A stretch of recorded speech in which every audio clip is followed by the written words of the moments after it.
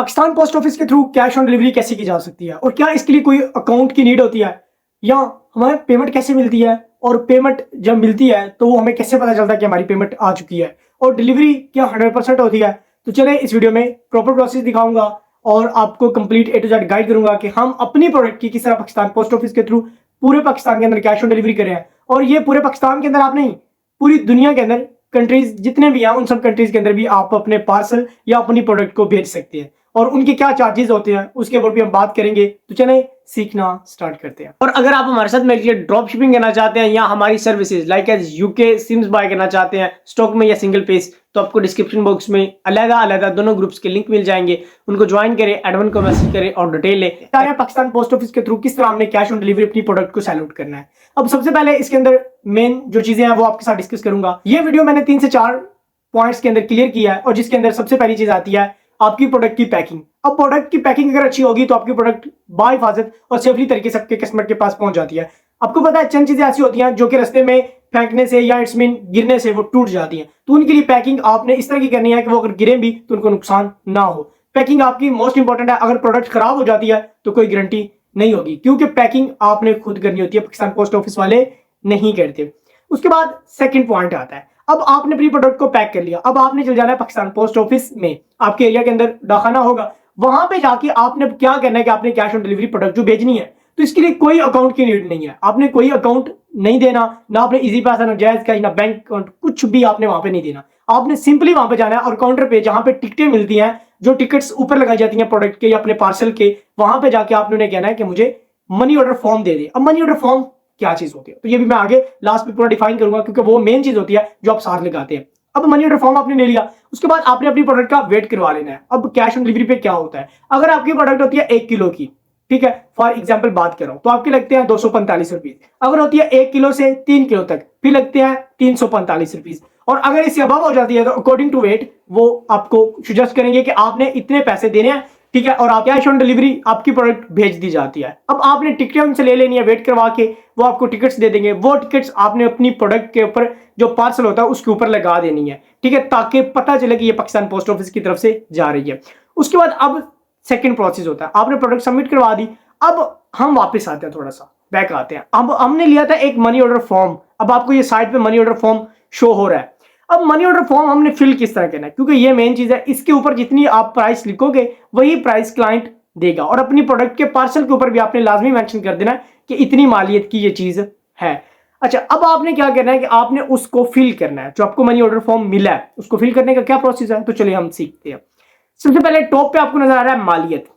मालियत की जगह पे आपने जो आपकी प्राइस है चीज की वो आपने लिख देनी है। अब फॉर एग्जांपल आपकी प्रोडक्ट होती है 20,000 से ज्यादा, तो वो भी आपको लास्ट में बताऊंगा कि कितने फॉर्म्स आपने लगाने हैं, या 20,000 से अबव की प्रोडक्ट है तो उसको कैसे आपने मनी ऑर्डर फॉर्म अटैच करना है। अब आपने फॉर एग्जांपल 3,000 की चीज है आपकी, आपने 3,000 उसकी मालियत लिख दी। नीचे आ गया है, यहाँ पे आपने ये जो आपको खाना नजर आ रहा है, यहाँ पे आपने अपना एड्रेस पुट करना है। प्रोडक्ट आप बेच रहे हो तो आपने वहां पे अपना एड्रेस पुट कर देना है। लाइक जैसे मेरा नाम फैसल जहांगीर है तो मैं वहां पे वो लिखूंगा। उसके बाद नीचे साथ ही आपने लिख देना अपना एड्रेस। वो एड्रेस लिखना है कि अगर आपकी प्रोडक्ट की जब पेमेंट आती है तो आपको उस एड्रेस पे डाकिया खुद जाके पेमेंट देके आएगा, आपको आने की भी जरूरत नहीं पड़ेगी। डाकिया आपको कॉल करेगा, नीचे साथ ही अपने नंबर दे देना है और वो नंबर देना जो आपका एक्टिव होता है। जब आपको डाकिया कॉल करेगा तो आपको बताएगा कि मैं आपके फलां एरिया पे हूं, आप आ जाएं और वहां से अपना पिक कर ले। अच्छा, अब क्या होता है कि आपने नीचे अब आपको 2 जगह नजर आ रही है, एक ये वाली और एक ये वाली। अच्छा, यहाँ पे क्या करना है, जो सेकंड नंबर पे आपको जगह नजर आ रही है यहाँ पे आपने क्लाइंट की डिटेल पुट करनी है, क्लाइंट का नेम, उसके बाद उसका कंप्लीट एड्रेस, ठीक है। कंप्लीट एड्रेस पुट करने के बाद फिर लास्ट में आपने उसका नंबर मेंशन कर देना। फिर नीचे वाले खाने पे आ जाना है। नीचे वाले खाने पे सेम इंफॉर्मेशन ऑफ कस्टमर आपने डुप्लीकेट कर देनी है, वहां पे उसका नेम, उसका कंप्लीट एड्रेस और साथ उसका नंबर, ये 3 चीजें मेंशन कर देनी है। उसके बाद आपने इस फॉर्म को जो है इस तरह समेटना है, ठीक है। समेटना इस तरह है कि जहां पे लिखा हुआ है मालियत वो वाली जगह और जहां पे आपका एड्रेस अपना नाम लिखा हुआ है वो वाली जगह आगे आए, मतलब फ्रंट पे शो हो। उसको स्क्रॉल करके उसको बंद करके आपने अपनी प्रोडक्ट के साथ स्टेपलर के साथ अटैच कर लें, या किसी भी गम वगैरह के साथ अटैच नहीं करना। ये बात बहुत ज्यादा इंपॉर्टेंट है, अगर गम के साथ अटैच करोगे आपका फॉर्म फट जाएगा। फट जाने के बाद आपका फॉर्म क्योंकि उतरेगा नहीं, गम मजबूत होती है, वो जब उतरेगा नहीं तो आपका फॉर्म जाया हो जाएगा और आपकी प्रोडक्ट की प्राइस का समझ नहीं चलेगी कितनी थी, क्या डिटेल थी, किसको भेजी थी, किसने भेजी थी, कोई समझ नहीं आएगी और इट्स मीन आपके पैसे ज़ाया हो जाएंगे।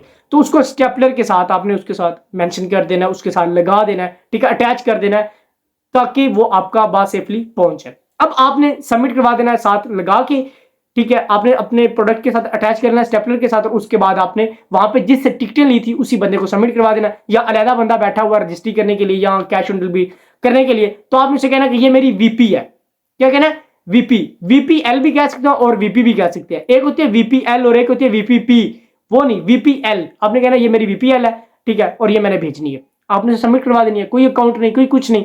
सबमिट जब हो जाएगी उसके बाद क्या करेंगे, वो आपको एक रसीद बना कर देंगे जिसके ऊपर ट्रैकिंग नंबर लिखेंगे, क्लाइंट का नेम होगा, आपका नेम होगा, क्लाइंट का एड्रेस होगा, ठीक है, और मालियत लिख के वो आपको वो रसीद देंगे। वो रसीद आपने क्लाइंट को सेंड कर देनी है। अब पाकिस्तान पोस्ट ऑफिस अल्हम्दुलिल्लाह रावलपिंडी, इस्लामाबाद, उसके बाद लाहौर, सियालकोट, गुजरांवाला, ठीक है, ये मतलब जो मेन सिटीज हैं उनके अंदर 24 घंटों के अंदर भी डिलीवरी हुई है और सेकंड 2 दिन के अंदर डिलीवरी हो जाती है। अगर डिलीवरी 2 डेज नहीं होती तो अपने क्लाइंट को ये लाजमी बताएं कि आप नहीं मिली तो आप पाकिस्तान पोस्ट ऑफिस के एरिया के अंदर चले जाए जहां इट्स मीन जीपीओ का है या नॉर्मल है या हेड का जो पोस्ट ऑफिस है वहां पे जाके ये रसीद दिखाएं और वहां से अपना पार्सल पिक कर ले।